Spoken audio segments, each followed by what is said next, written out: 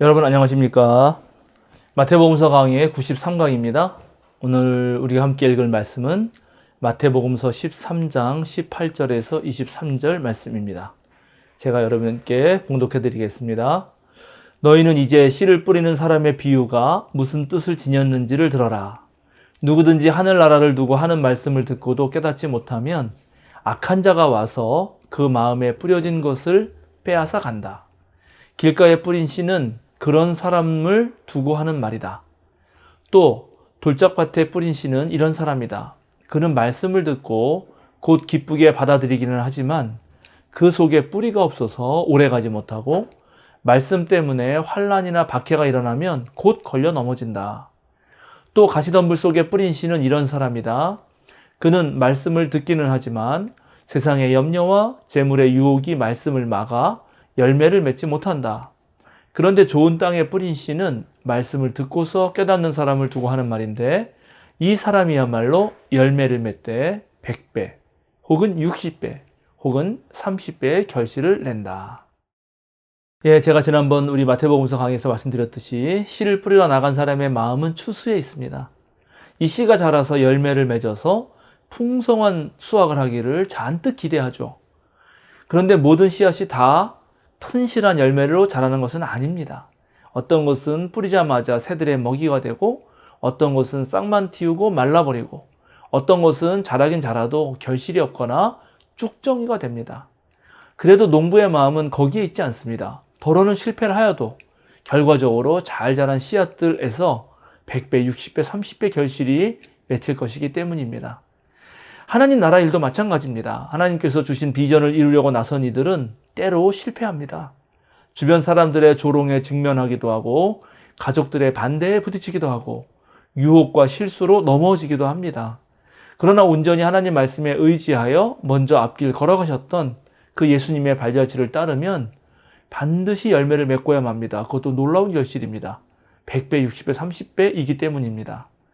실패를 보고 실망하여 도중에 포기한다면 결실에 이르지 못하지만 하나님 계획은 반드시 이루어진다 하는 믿음으로 계속 정진할 수 있다면 반드시 놀라운 결과가 따르게 될 것이라고 저는 정말 믿어 의심치 않습니다. 예수님은 결실의 희망을 바라보면서 하나님 나라 운동에 더욱 매진하라고 이 씨 뿌리는 사람의 비유를 말씀하셨는데 마태교회 교인들은 이제 우리에게 뿌려진 하나님 말씀이 왜 열매를 맺지 못하는지 성찰하고 더 좋은 열매를 맺기 위해서 우리가 무엇을 해야 하는지를 고민했습니다. 어떻게 하면 좋은 밭이 될 것인가? 어떻게 하면 열매 맺는 씨앗이 될 것인가? 마태교회의 고민은 오늘 우리의 고민과도 상통하죠. 우리는 매주 하나님께 예배하고 하나님 말씀을 듣습니다. 그런데 왜 우리 삶에서 그 열매가 맺히지 않는가? 왜 이 사회는 하나님 나라로 변해가지 않는가? 그렇게 고민하잖아요. 바로 이 문제는 인류의 역사 속에서 모든 그리스도인들이 고민했던 문제입니다. 오늘 본문은 복음의 말씀을 들은 사람을 네 유형으로 나누죠. 첫 번째 부류는 말씀을 듣긴 하지만 곧바로 악한 자가 와서 그 뿌려진 말씀을 빼앗아 갑니다. 두 번째 부류는 말씀을 들을 때 기쁘게 받아들이긴 하지만 뿌리가 없어서 오래가지 못하고 또 말씀으로 인해서 환난이나 박해가 일어나면 곧 걸려 넘어지는 사람들입니다. 세 번째 부류는 말씀을 듣긴 하지만 세상에 대한 염려와 재물의 유혹이 이 말씀을 막아서 결국 열매를 맺지 못하는 부류입니다. 네 번째는 당연히 말씀을 듣고서 깨달아서 결실을 맺는 사람들입니다. 지금 마태복음서 강의를 듣고 계시는 우리 시청자 여러분, 세면사랑 교우 여러분, 스스로를 성찰해 볼 때 이 네 유형의 교인들 중 나는 어디쯤 와 있다 이렇게 생각하시나요? 우리가 어디쯤 와 있는지 간에 우리 모두는 아마 결실을 맺고 싶어 하시겠죠? 그럼 결실을 맺으려면 어떻게 해야 될까요? 예수님이 하신 비유에서는 씨 뿌리는 사람에 초점을 맞추었다면 오늘 비유의 해석은 씨가 떨어지는 땅에 관심이 있는 것 같습니다. 길가, 돌짝밭, 가시덤불 그리고 좋은 땅으로 상징되는 이 우리들의 마음, 그 마음을 한번 생각해 보죠. 길가는 무엇을 상징하는 것일까요? 길은 사람들이 많이 지나다니기 때문에 수십 번, 수천 번 밟혀서 딱딱하게 굳어 있는 곳입니다. 이런 땅은 뿌리를 내릴 수가 없기에 씨앗이 속으로 파고들지도 못하고 덩그러니 길바닥 위에 그냥 있게 됩니다. 그래서 새들이 와서 바로 쪼아먹기 딱 좋죠. 딱딱하게 굳은 마음을 가진 사람들은 하나님의 복음의 말씀이 들려도 그것을 깨달아 알려고 하는 마음 그 자체가 없습니다. 남의 얘기에 전혀 귀를 기울이지 않게 되는 데는 여러 가지 이유가 있는데요. 첫 번째는 무척 교만하고 오만한 경우죠. 내가 다 안다. 나는 모르는 게 없다. 내가 쟤보다 훨씬 낫다. 뭐 이렇게 생각하는 사람들입니다. 이런 사람들은 절대 가르칠 수가 없죠. 이런 사람에게는 배움도 없고 성장도 없습니다. 아무리 훌륭한 스승이 오셔도 소용없습니다. 왜냐? 배울 마음이 없으니까요. 두 번째, 마음이 딱딱하게 되는 경우는 많은 사람에게 상처를 받은 경우입니다. 사기를 당한다든지 배신을 당한다든지 미움을 받는 일이 많았을 때, 또는 첫 번째 타인인 부모로부터 사랑을 받지 못했을 때, 또는 믿었던 친구에게 따돌림을 당하는 경험이 많았을 때, 그럴 때 우리의 마음은 너무나 쉽게 굳어지게 되고, 그래서 또 굳어진 마음을 열기가 참 어렵습니다. 이런 분들에게는 하나님 말씀도 소용이 없을 때가 있습니다. 뿌리를 내릴 틈을 주지 않기 때문입니다. 자, 그럼 두 번째 돌짝밭은 어떤 사람일까요? 마음은 좀 열렸습니다. 그런데 아직 깊은 신뢰의 단계까지는 이르지 못한 거죠. 여전히 마음 한구석에 응어리가 남아 있습니다. 세상에 살던 습관들도 여전히 남아있는 경우도 있죠. 이 사람들은 좋은 땅에 들려면 가슴속에 박혀있는 그 바위덩어리, 돌덩어리를 골라내야 합니다. 특히 복음이 뿌리 내지지 못하게 만드는 그런 의심의 돌덩이, 욕망의 돌덩이, 이런 것들을 뿌리 뽑아야겠죠. 갈라디아서 본문에 나와 있는 여러 가지 육체의 악한 행실들이 있는데요. 음행, 더러운 것, 호색, 우상숭배, 주술, 원수 맺는 것, 분쟁, 시기, 분냄, 당짓는 것, 분열, 이단, 투기, 술 취함, 방탕함 같은 것들, 이런 것들을 멀리해야 합니다. 우리의 몸이 육체의 욕망에 익숙하다면 거룩한 하나님 나라에 뿌리 내리기가 쉽지 않은 겁니다. 사람은 누구나 생리적 욕구를 가지고 있고 건전한 신체적 욕구는 나쁜 것이 아니죠. 그것은 분명히 채워주어야 합니다.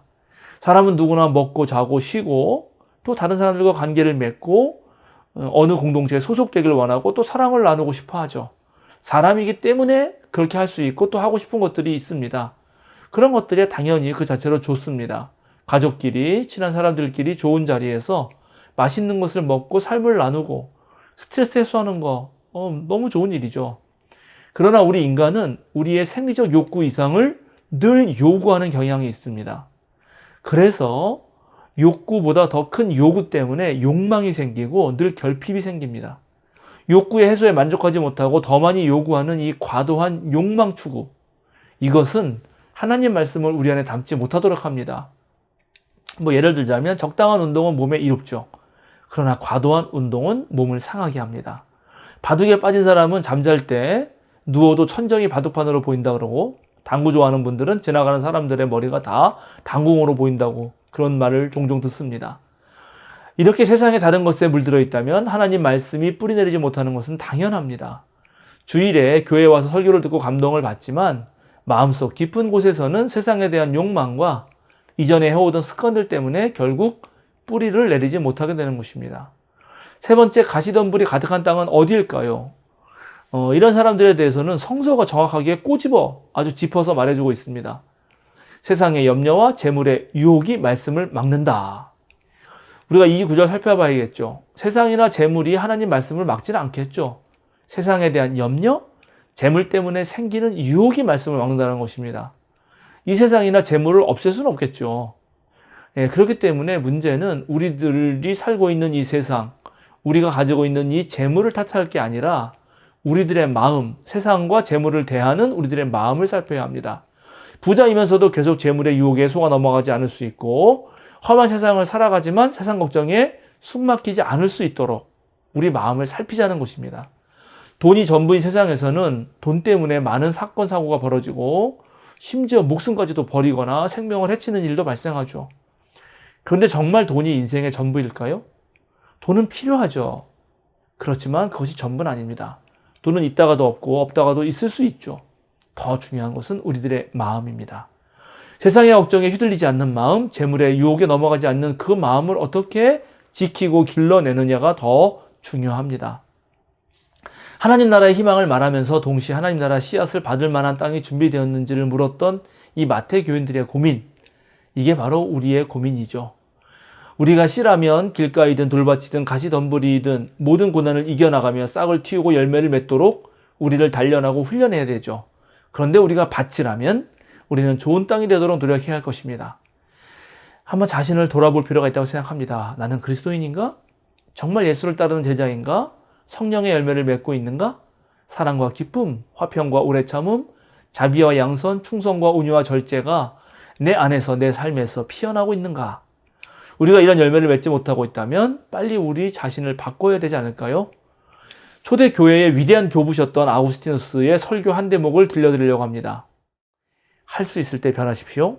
굳은 땅은 쟁기로 갈아엎고 밭에서 돌을 골라내고 가시덤불을 걷어내십시오. 하나님의 말씀을 곧바로 잃어버릴 만큼 완고한 마음을 지니지 마십시오. 사랑의 뿌리가 내릴 수 없는 단단한 땅을 가지고 있어서는 안 됩니다. 저희가 애써 여러분 안에 심어놓은 좋은 씨를 세상 걱정과 탐욕으로 숨막히게 하지 마십시오. 주님께서 씨를 뿌리시지만 저희는 그분의 일꾼입니다. 그러니 여러분은 좋은 땅이 되십시오. 예, 사랑하는 여러분, 오늘 마태복음서 강해는 여기서 마치겠습니다. 이 강의가 도움이 되신다면 여러분 많은 분들에게 소개시켜 주시기를 부탁드립니다. 그럼 또 다음 강의에서 뵙도록 하겠습니다. 감사합니다.